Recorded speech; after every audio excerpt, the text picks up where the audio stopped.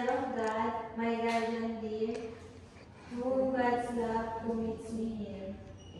Ever this day be at my side, true in guide, to light and word. Amen. Amen. Thank you.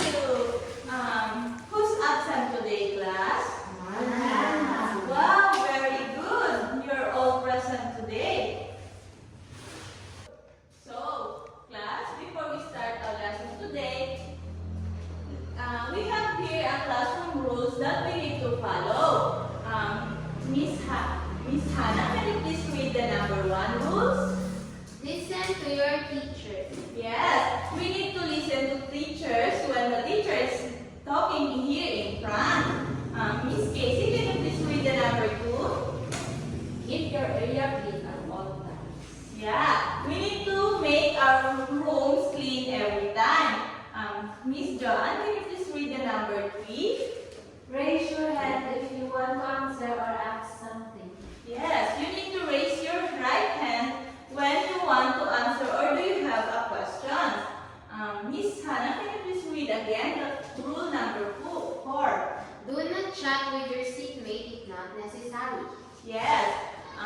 Do not chat with your seatmate if I didn't tell you to group chat or collaborate with your seatmate. Number 5. Miss Joan, can you please read the rule number 5? If you want to go out, ask permission to your teacher. Yes, you need to ask permission before you go out in our class. So, this is the classroom rules that we need to follow. So, before we proceed in our lesson today, before we proceed to our lesson today, who amongst you still remember the lesson that we tackled yesterday? It's all about Miss Casey. Can you still remember? Mom, it is the short story, and the short story is a work of prose fiction that can be read in one setting. Very good. You can still remember our lesson yesterday. Okay, before we start our new lesson, let's have a game. But before that, I need to group you into 4. So I'm going to group you into 3 groups. This is the group 1, the group 2, and the group 3. So I'm going to read the question and you are going to answer it. Choose the letter of the best answers. Number 1, the time and location in which a story takes place. A, character. B, conflict. C, plot. D, setting. Number 2, what is a person or animal which takes part in action of the story? A, character. B, narrator. C, plot. D, settings. Number 3, this is made up of the events that happen in the story. A, character. B, climax. C, plot. D, setting. Number 3, this is made up of the events that happen in a story. A, climax. B, sorry, it's my bad. Number 3, I'm going to repeat it again. This is made up of the events that happen in the story. A, character. B, climax. C, plot. D, setting.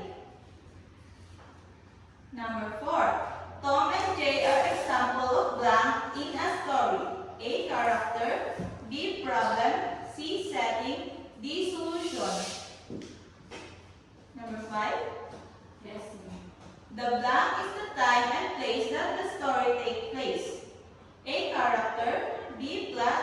C, problem. D, settings. Number 1, I'm talking. Okay, number 1, I'm going to repeat it. The time and location in which a story takes place. A, character. B, conflict. C, plot. D, settings. So, can you please exchange your paper so that we can check it?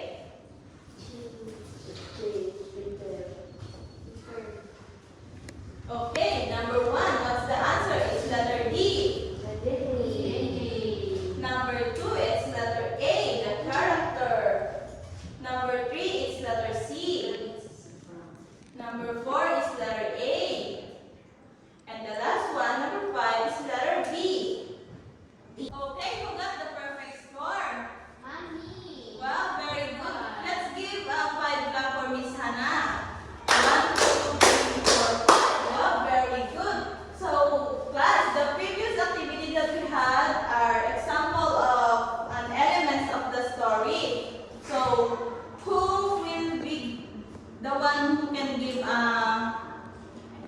elements of a story?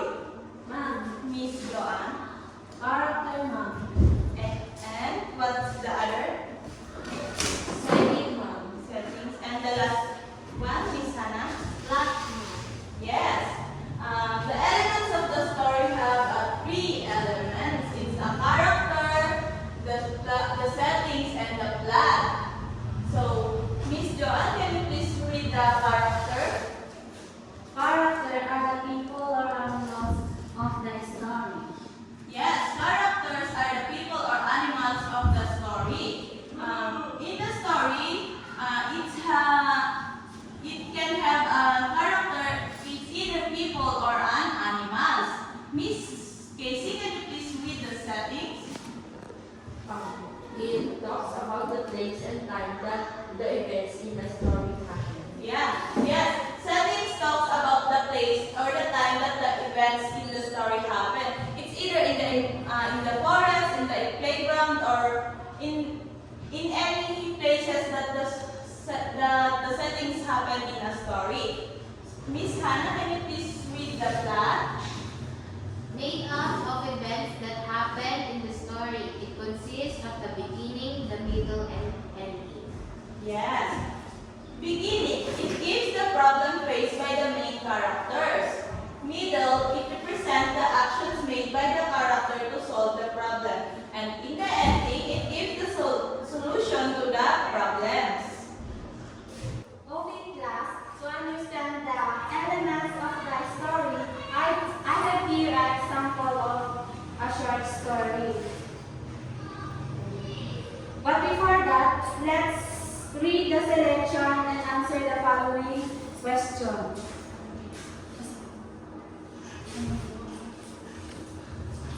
Okay, class, let's read.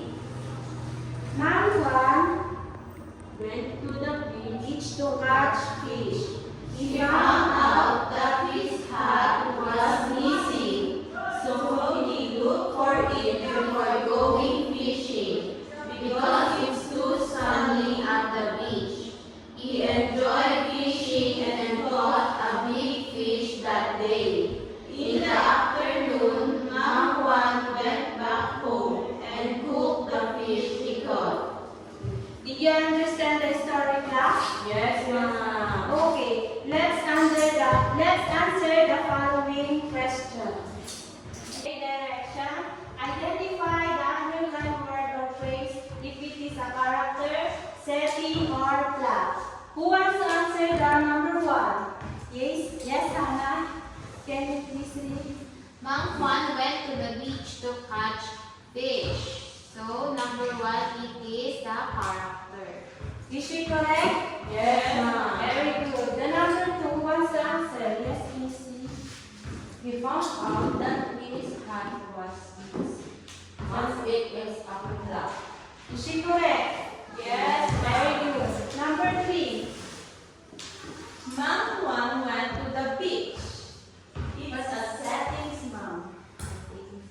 Correct. Number 4. What's the answer? Yes, Missy. He enjoyed fishing and caught a big fish. Mom, it's a plot. Very good. Number 5. What's the answer?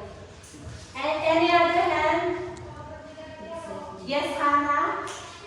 In the afternoon, Monk 1 went back home. It was a plot. Is she correct? Yeah. No, Mom, it's a setting. Yes, It's time. because In the